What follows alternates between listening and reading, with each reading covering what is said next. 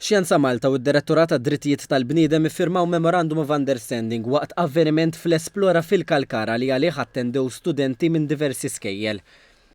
Il-ftehim għandu lan li jippromovi l-ugwaljanza bejn is-sessi u jagħti s-seta' lin-nisa li jaħdmu fix-xjenza, it-teknoloġija, l-inġinerija, l-arti u l-matematika, magħrufa bħala STEM.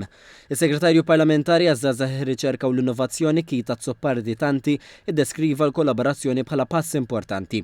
Żied jgħid li l-viżjoni nazzjonali hija li l-ebda potenzjal ma jintilef minħabba barrieri soċjali u li kull tfajla f'Malta tħossha mħeġġa tagħżel ix-xjenza.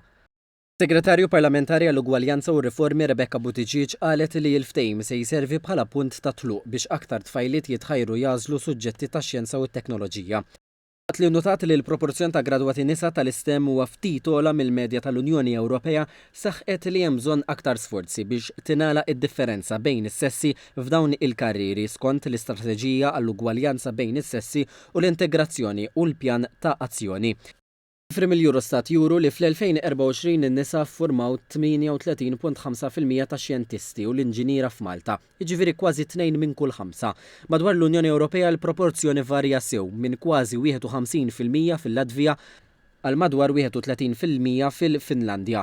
Mart il-Prim Ministru Dr. Lidia Bela indirizzat ukoll il-laqgħa fejn enfasizzat l-importanza li jitrawmu valuri inklusivi sa minn età bikrija. Hija ħeġġet lill-istudenti biex jemmnu fil-kapaċitajiet tagħhom u qalet li x-xjenza u suġġetti oħra huma miftuħa għal kulħadd. Il-Kap Eżekuttiv ta' Xjenza Malta Silvio Xerri qal li l-organizzazzjoni se tibqa' ċentrali għal dawn l-isforzi u qal li l-futur tal-pajjiż jiddependi mix-xjenza.